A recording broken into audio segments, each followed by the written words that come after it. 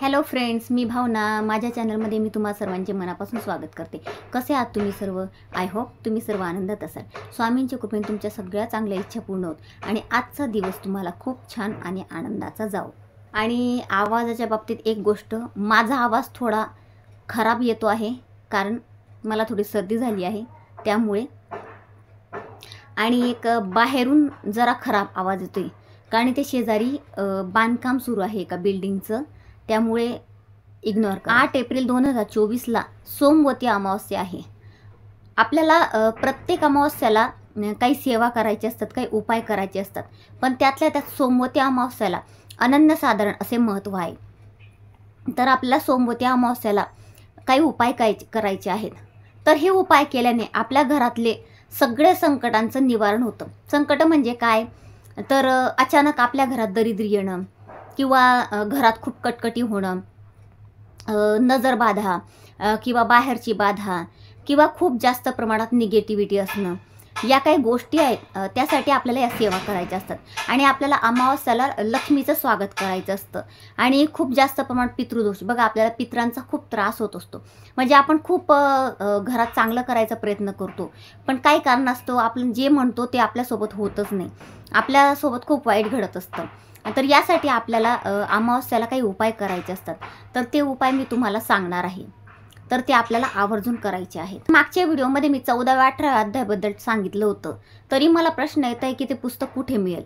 मी त्यात उल्लेख केला आहे की ते पुस्तक कुठे मिळेल, म्हणून मी सांगते तुम्हाला की पूर्ण व्हिडिओ बघा, म्हणजे तुम्हाला पूर्ण माहिती मिळेल. तर आता आपल्याला काय करायचं आहे, सकाळी आंघोळीच्या पाण्यात आपल्याला थोडंसं गंगाजल किंवा थोडंसं पंचगव्य टाकायचं आहे, जे तुम्हाला स्वामी समर्थांच्या कुठल्याही केंद्रात मिळून जाईल. तर ते टाकून आपल्याला आंघोळ करायची आहे. आणि आंघोळ झाल्यानंतर आपल्याला आपल्या पितरांची सेवा करायची आहे. तर आता पितरांची सेवा आपल्याला काय करायची आहे, आपल्याला आपल्या घराचा जो आपल्या घराची जी दक्षिण दिशा आहे, दक्षिण दिशेला तुम्हाला बसणं पॉसिबल असेल तर ठीक आहे, किंवा मग तुम्ही कुठेही तुम्ही दक्षिणेकडे तोंड करून बसू शकता. किचनमध्ये बसा किंवा हॉलमध्ये बसा, फक्त बेडरूममध्ये नका बसू. तर दक्षिणेकडे तोंड करून तुम्हाला बसायचं आहे. आणि आसन घेताना पिवळं आसन घ्यायचं आहे. जर तुम्हाला पॉसिबल नसेल तर तुम्ही कुठलंही आसन घेतलं तरी चालेल. तर त्या आसनावर बसून तुम्हाला पितृसूक्त आणि पितृस्तोत्र हे वाचायचं आहे. हे आपल्या नित्यसेवेच्या पुस्तकात आहे. आणि हे वाचून झाल्यानंतर तुम्हाला ओम पितृदेवताय नमः या मंत्राचा 1 माळ जप करायचा आहे. आणि जर तुम्हाला नसेल शक्य दोघं, तर तुम्ही फक्त 1 माळ जप करू शकता. ओम पितृदेवताय नमः या मंत्राचा 1 माळ जप करू शकता, किंवा हे तुम्ही तिघ सेवा केली तरी चालेल. आणि हे झाल्यानंतर तुम्हाला तुमच्या पितरांची माफी मागायची आहे की हे पितृदेवता माझ्या हातून काही चूक झाली असेल, किंवा मागचे जे माझे पूर्वज आहेत त्यांच्याकडून काही चूक झाली असेल तर मला माफ करा. आणि त्यांच्यासमोर तुम्हाला नागघिसणी करायची आहे. हे झाल्यानंतर तुम्हाला तर्पण करायचं आहे. तर्पण म्हणजे काय? एका तांब्याच्या भांड्यात किंवा तांब्याच्या तांब्यात तुम्हाला पाणी घ्यायचं आहे.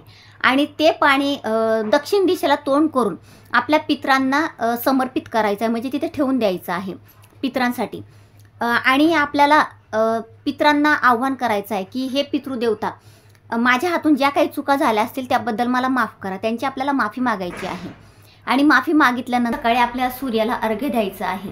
आणि अर्घ्य देताना एक गोष्ट लक्षात ठेवायची, बऱ्याच लोकांना मी बघितलं आहे की सूर्याला अर्घ्य देतात, आणि अर्घ्य देत असताना ते पाणी, म्हणजे आता आपण फ्लॅट सिस्टीममध्ये राहतो, तर काय होतं, सूर्याला अर्घ्य देताना सगळं पाणी खाली सांडतं. खाली म्हणजे आता खाली पार्किंग असते, त्यावर कोणी पाय ठेवतं, तर हे खूप चुकीचं आहे. आपण जेव्हा सूर्याला अर्घ्य देतो तर खाली एक बादली किंवा एखादा टब ठेवायचा आहे. सूर्याला अर्घ्य देताना ओम ह्रीं सूर्याय नमः किंवा ओम सूर्याय नमः तुम्ही असंही म्हणू शकता. तर ते पाणी त्या बादलीत किंवा टबमध्ये पडायला हवं. ते पाणी आपल्याला वाया घालवायचं नाही. ते पाणी तुम्ही एखाद्या झाडाला घालू शकता. तुमच्या घरी झाड असेल तर त्या झाडाला तुम्ही घालू शकता, किंवा खाली एखादं झाड असेल बाहेर तर तिथे तुम्ही घालू शकता. पण हे बघा, म्हणजे ना, ते पाणी खाली पडायला नको, त्या पाण्याचा यूज व्हायला पाहिजे. आपण सूर्याला अर्घ्य देतोय तर ते पाणी वेस्ट नको जायला, म्हणजे सूर्याचा अपमान होतो. आणि आपल्याला आपल्या घराची साफसफाई करायची आहे. आता साफसफाई तर आपण रोजच करतो, पण आपल्याला काही जाळं जळमट असेल घरातलं तर ते त्या दिवशी काढून टाकायचं आहे. त्यानंतर पडदे असतील, घरातले बेडशीट, हे सगळं आपल्याला स्वच्छ करायचं आहे, म्हणजे ते बदलवून टाकायचं आहे. आणि नंतर आपल्याला मुख्य दरवाजा पुसून चकाचक करायचा आहे, त्याला एकदम स्वच्छ पुसायचं आहे. आणि आपला उंबरा स्वच्छ करायचा आहे. उंबरा स्वच्छ केल्यानंतर बाहेर पण बाहेरचं जे आवर असतं ते झाडून पुसून स्वच्छ करायचं आहे. आणि बाहेर रांगोळी काढायची आहे. आणि आपल्या उंबऱ्यावर आपल्याला हळदीचं लेपन करायचं आहे. हळदीचं लेपन झाल्यानंतर आपल्याला त्याची पूजा करायची आहे विधिवत. आणि त्यानंतर आपल्या मुख्य दरवाजावर आपल्याला कुंकवात थोडं पाणी किंवा गंगाजल टाकायचं आणि त्याच्याने आपल्या मुख्य दरवाजावर आपल्याला स्वस्तिक काढायचं आहे. स्वस्तिक काढून झाल्यानंतर आपल्याला आपल्या लक्ष्मीचं स्वागत करायचं आहे. काही जण बघा अमावस्येला लक्ष्मीपूजन पण करतात. जसं आपण दिवाळीमध्ये अमावस्येच्या दिवशी लक्ष्मीपूजन करतो, तसंच आपण दर अमावस्याला पण करू शकतो, पण आपल्याला एवढं म्हणजे करणं शक्य नाही. म्हणून आपण अमावस्याच्या दिवशी आपण आपल्या लक्ष्मीचं स्वागत करायचं आहे. तर दर अमावस्याला आपल्याला ह्या मी ज्या काही तुम्हाला सेवा सांगते त्या सगळ्या त्या सेवा आणि उपाय आपल्याला दर अमावस्याला करायचे आहेत. यानंतर आपल्याला आपले देव स्वच्छ करायचे आहेत. म्हणजे आधी आपल्याला पितरांची सेवा करायची आहे, त्यानंतर आपल्याला देवपूजा करायची आहे. तर देवपूजा तर आपण रोजच करतो, पण आपल्याला त्या दिवशी म्हणजे अमावस्येच्या दिवशी आपल्याला देव स्वच्छ म्हणजे कसे करायचे की पितांबरीने घासायचे का? तर नाही, पितांबरीने अजिबात आपल्याला देव घासायचे नाही. आपले देव आपल्याला म्हणजे पितांबरीमध्ये केमिकल असतं म्हणून सांगते मी पण पितांबरीने घासत नाही देव कधी. तर आपल्याला एखादं लिक्विड असेल तर लिक्विडने साफ करायचं आहे. आपल्या स्वामी समर्थांच्या केंद्रात गोदाजल म्हणून एक लिक्विड मिळतं, ते म्हणजे खूप सॉफ्ट असतं. मी देवांना तेच वापरते, त्याच्याने देव आहे ना अगदी स्वच्छ होतात. तर आपल्याला देव छान गोदाजल म्हणतात त्याला, तर त्याच्याने आपल्याला देव स्वच्छ घासायचे आहेत. आणि ते घासून स्वच्छ पुसून घ्यायचे आहेत. पुसल्यानंतर आपला देवघर पण आपल्याला पुसून एकदम चकाचक करायचं आहे, एकदम स्वच्छ व्हायला पाहिजे, क्लीन करायचं आहे. आणि देवघर पुसून झाल्यावर देवघराच्या खालची जी जागा असते, आता आपण कसं आहे रोज देवपूजा करतो, पण खालची जी जागा असते ती आपण व्यवस्थित क्लीन करत नाही, कारण आपल्याला रोज घाई असते. तर अमावस्येच्या दिवशी खालून व्यवस्थित पुसून स्वच्छ करा. दुपारी शार्प 12ला आपल्या पितरांसाठी तांदळाची खीर करायची आहे. खीर तांदळाचीच करायची आहे. जर ते शक्य नसेल तर तुम्ही दूध साखर भाताचा नैवेद्य केला तरीही चालेल. तर तो दूध साखर भात किंवा ती खीर घेऊन आपल्याला टेरेसवर जायचं आहे. आणि टेरेसवर गेल्यानंतर तिथे आपल्याला तो ठेवून द्यायचा आहे आपल्या पितरांसाठी. म्हणजे तिथे कबूतर वगैरे कोणी येऊन ते खाईल, आणि कावळ्याने जर ते खाल्लं तर खूपच छान. तर हे आपल्याला करायचं आहे. यानंतर आपल्याला महादेवाची पूजा करायची. महादेवाची म्हणजे तांब्याच्या भांड्यात किंवा तांब्याच्या पेल्यात तुम्हाला पाणी घ्यायचं आहे. त्यात थोडे काळे तीळ टाकायचे आणि ते पाणी महादेवाच्या मंदिरात जाऊन महादेवाच्या पिंडीवर तुम्हाला वाहायचे आहे आणि पितरांसाठी प्रार्थना करायची आहे. आणि थोडं कच्चं दूध पण महादेवाला वाहायचं आहे. संध्याकाळी आपल्याला दिवाबत्ती करायची आहे. दिवाबत्ती करत असताना आपल्याला एक पितरांसाठी दिवा लावायचा आहे. तर तो दिवा तुम्ही कुठलाही घेऊ शकतात. मातीचा घ्या, तांब्याचा घ्या, पितळी घ्या किंवा चांदीचा घ्या, कुठलाही दिवा चालेल. तर त्या दिव्यात आपल्याला मोहरीचं तेल घालायचं आहे आणि थोडे काळे तेल घालायचे आहे. तर हा दिवा म्हणजे याचं जे तोंड आहे, वातीचं जे तोंड आहे, ते वातीचं तोंड दक्षिणेकडे यायला पाहिजे असा तो दिवा लावायचा आहे. आपल्या घराच्या कुठल्याही दक्षिण दिशेला तो लावायचा आहे. किंवा मग कुठेही आपण दरवाजाच्या बाहेर पण तुम्ही लावू शकता, मुख्य दरवाजाच्या बाहेर पण तुम्ही लावू शकता. तिथे दक्षिणेकडे त्याची वात यायला पाहिजे असा तो दिवा आपल्याला प्रज्वलित करायचा आहे. त्यासोबतच आपल्याला पिंपळाच्या झाडाची पूजा करायची आहे. म्हणजे पिंपळ वृक्षाला खूप पवित्र मानलं गेलं आहे. पिंपळाच्या झाडाखाली ब्रह्मा विष्णू महेश यांचा वास असतो. तर आपल्याला पिंपळाच्या झाडाची पूजा करायची आहे. आपल्याला काय करायचं आहे, एका भांड्यात पाणी घ्यायचं आहे आणि पिंपळाला ते वाहायचं आहे. आणि त्यानंतर एक कणकेचा गोळा करायचा आहे. कणकेचा गोळा घ्यायचा, त्यात थोडी साखर आणि थोडं गाईचं तूप घालायचं आहे. आणि हा गोळा, हा कणकेचा गोळा आपल्याला पिंपळाच्या झाडाखाली ठेवायचा आहे. तिथे बघा खूप प्रकारच्या मुंग्या असतात बघा. तर त्या मुंग्या हळूहळू हळूहळू ते पीठ खातील. तर ते पीठ खात जातात तशी आपली घरातली दरिद्री निघत जाते आणि आपल्या घरातली जी निगेटिव्हिटी असते ती पण त्याच्यासोबत निघत असते. तर हा उपाय तुम्ही नक्की करा. या उपायाने तुम्हाला खूप फरक जाणवेल. एक गोष्ट लक्षात घ्या, सोमवती अमावस्या हिला अनन्यसाधारण असे महत्त्व आहे. शनी अमावस्यापेक्षा पण सोमवती अमावस्याला विशेष मानलं जातं. या दिवशी आपण काही सेवा उपाय केल्या तर आपल्या घरातली दरिद्री वगैरे निघून जाते. ही अमावस्या आपल्यासाठी म्हणजे आपल्या पितरांच्या सेवेसाठी, म्हणजे आपल्या पितरांना प्रसन्न करून घेण्यासाठी, सोमवती अमावस्याला आपण जे काही उपाय करतो ते आपल्या लक्ष्मीला प्रसन्न करण्यासाठी आपण करत असतो. आपल्या पितरांना प्रसन्न करून घेण्यासाठी करत असतो. आपल्या घरातली दरिद्री, निगेटिव्हिटी, खूप जास्त प्रमाणात नकारात्मकता, पितृदोष, त्यानंतर आपल्या घरातला निघणारा पैसा, यासाठी आपल्याला हे सेवा करायच्या असतात. अमावस्या दुपारी 3:22 सुरू होते आहे आणि ती रात्री 11:51 ती समाप्त होणार आहे. तर आपण ह्या ज्या काही सेवा आहेत त्या करू शकतो. आणि आपल्याला नारळाचा उतारा करायचा आहे. नारळाचा उतारा म्हणजे आपल्या घरावरून करायचा आहे आणि आपल्या मुलांवरून करायचा आहे. तर कसं असतं की आपल्या घरात खूप जास्त प्रमाणात निगेटिव्हिटी असते, पण ते आपल्याला कळत नाही. जेव्हा आपल्या घरात भांडणं, कटकटी वगैरे होतात तेव्हाच आपल्याला कळतं. तर ती निगेटिव्हिटी आपल्या घरातनं निघून जावी यासाठी आपल्याला हा नारळाचा उतारा करायचा असतो. तर तो कसा करायचा, आणि पहिली गोष्ट तुम्ही जाणून घ्या की जसा आपल्याला नजर लागते, आपल्या मुलांना नजर लागते, तशीच आपल्या घराला सुद्धा नजर लागत असते. तर बघा, बाहेरून कोणी येतं तर तो म्हणतो, अरे याचं घर किती छान आहे, किंवा याचा बंगला किती छान आहे, बाबा याचं घर झालं, गाडी झाली, हे झालं, ते झालं. तर आपल्याला ही नजर लागते, पण आपल्या घराला सुद्धा ही नजर लागत असते. तर त्यामुळे आपल्याला हा आपल्या घरावरून पण नारळाचा उतारा करायचा असतो.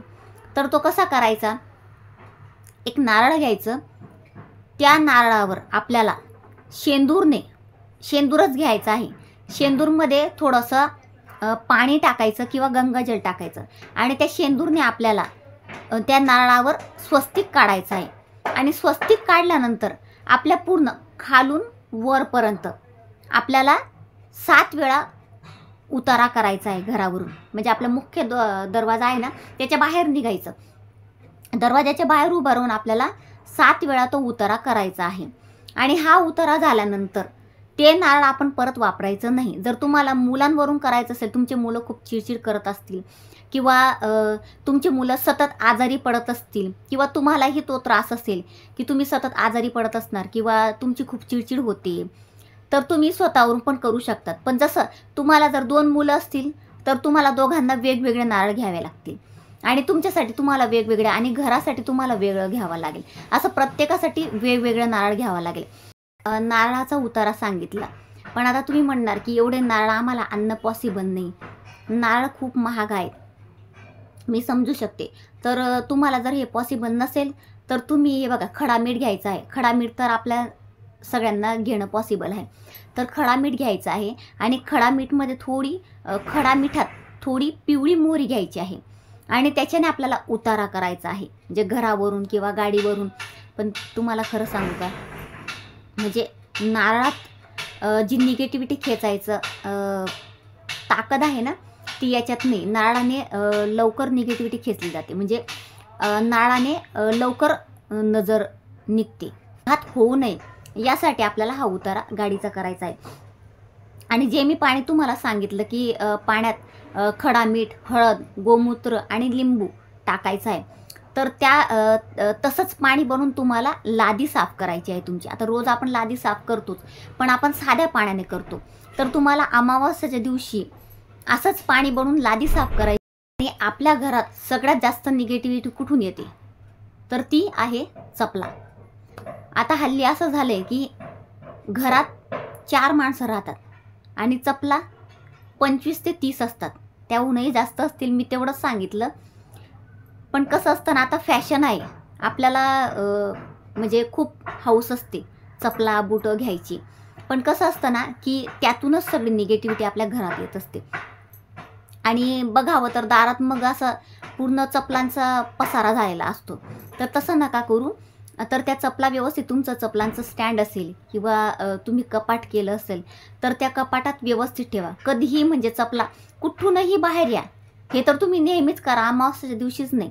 कधीही आपण बाहेरून आलं तर ती चप्पल उचलून आपल्याला चपलांच्या स्टँडमध्ये ठेवायची असते, तशीच दारात ठेवायची नसते. ही गोष्ट तुम्ही लक्षात घ्या.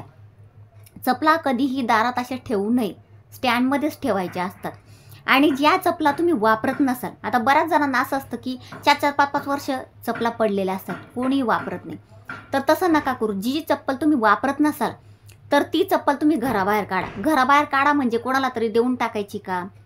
तर नाही, कोणालाही ती चप्पल द्यायची नाही. भले ती चप्पल चांगली असो, आता तुम्ही म्हणणार की ती तुटलेली नाही, तर मग मी कोणाला तरी देऊन टाकते म्हणजे ती व्यक्ती त्याचा वापर करेल. पण तसं करू नका. बघा, जसं आपल्या चपलांमध्ये आपली निगेटिव्हिटी असते, तसं आपण दुसऱ्याला आपली निगेटिव्हिटी का द्यायची? तर तसं करू नका. जर आपल्याला कोणाला काही द्यायचं असेल तर आपण त्याला नवीन चप्पल आणून देऊ शकतो ना. ही चप्पल का द्यायची? तर ही जी तुटलेली चप्पल किंवा चांगली चप्पल असेल, आपण वापरतच नाही अजिबात, तर ती चप्पल आपण कचऱ्यामध्ये फेकून द्यायची आहे, कचरा पेटीत. मी तुम्हाला म्हणजे असं सांगणार नाही की तुम्ही नवीन चप्पल टाका. जी चप्पल तुम्ही वापरत नसाल ती सांगते मी, की तुम्हाला ती वापरायचीच नाही आहे. तिची आता काही वेळेला काय होतं की आपली साईज मोठी झालेली असते. आता बऱ्याच मुलांचं काय होतं की आपले मुलं मोठे होतात, त्यांचा पाय वाढतो आणि जुन्या चपला त्यांना होत नाही, मग त्या छोट्या होतात. तर त्या चपला काढायच्या आहे. मी तुम्हाला नवीन चपला सांगत नाही, की ज्या तुम्ही वापरत असाल तर ठेवा, पण ज्या नसेल तुम्ही वापरात. जे तुम्ही चप्पल वापरणार नसाल तर त्या चपला तुम्हाला ताबडतोब कचरा पेटीमध्ये घंटागाडी येते त्याच्यात टाकायच्या आहेत. पण खरं सांगू का, नारळाच्या उताराने खूप जास्त प्रभाव पडतो. आणि ह्या सगळ्या गोष्टी आपल्याला म्हणजे पितृदोष, तुम्हाला सांगते ना, पितृदोष म्हणजे 90% लोकांना पितृदोष असेल. कारण आता असं झालं आहे ना की म्हणजे पितृदोषाची लक्षणं काय आहेत की पितृदोष म्हणजे नोकरी लागत नाही, मुलं बाळं होत नाही, सगळे रिपोर्ट नॉर्मल येतात पण तरीही प्रॉब्लेम आहे. त्यानंतर मृत व्यक्ती स्वप्नात येणं किंवा असं काही विचित्र स्वप्न येणं मुलांना किंवा आपल्यांना. बघा, असे विचित्र स्वप्न दिसत असतात. स्वप्नात आपण स्वतःचा मृत्यू बघतो किंवा आपल्या घरातल्या कुठल्या व्यक्तीचा बघतो किंवा एखादी व्यक्ती जी मृत पावलेली आहे किंवा दुसरी व्यक्ती, जसं म्हणतात भूत वगैरे आपल्याला स्वप्नात दिसतं. अशा गोष्टी दिसणं म्हणजे हा आहे पितृदोष. आपल्याला पितृदोष लागला आहे असं आपण समजायला काही हरकत नाही. तर यासाठी आपल्याला हे उपाय आणि या सेवा करायच्या असतात. तुम्हाला एक सांगू का, आपण कुलदेवीची सेवा करतो, कुलदेवाची सेवा करतो, त्यानंतर स्वामी समर्थांची सेवा करतो, सगळ्या देवांची आपण सेवा करतो, पण आपण आपल्या पितरांची सेवा करत नाही. ती कधी करतो? फक्त पितृपक्षात. खरं तर सांगू का की आपल्याला पितरांची सेवा रोज करायची असते, पण एवढा वेळ कोणाचकडे नाही, माझ्याकडे नाही. तर आपण अमावस्याला आवर्जून आपल्या पितरांची सेवा करायची असते. म्हणजे त्यांना असं आहे ना की आपण आपल्या घासातला घास त्यांना द्यायला हवा, पण आपण ते रोज करत नाही. तर मग आपण अमावस्याच्या दिवशी तरी ही सेवा आपण आवर्जून करायला हवी. त्यांच्यासाठी आपण एवढं तरी करायला हवं. तुम्हाला जर माझा आजचा व्हिडिओ आवडला असेल तर नेहमीप्रमाणे व्हिडिओला लाईक, शेअर आणि चॅनलला सबस्क्राईब नक्की करा. पुन्हा भेटूया अशाच एका नवीन व्हिडिओसोबत. तोपर्यंत सर्वांना श्री स्वामी समर्थ.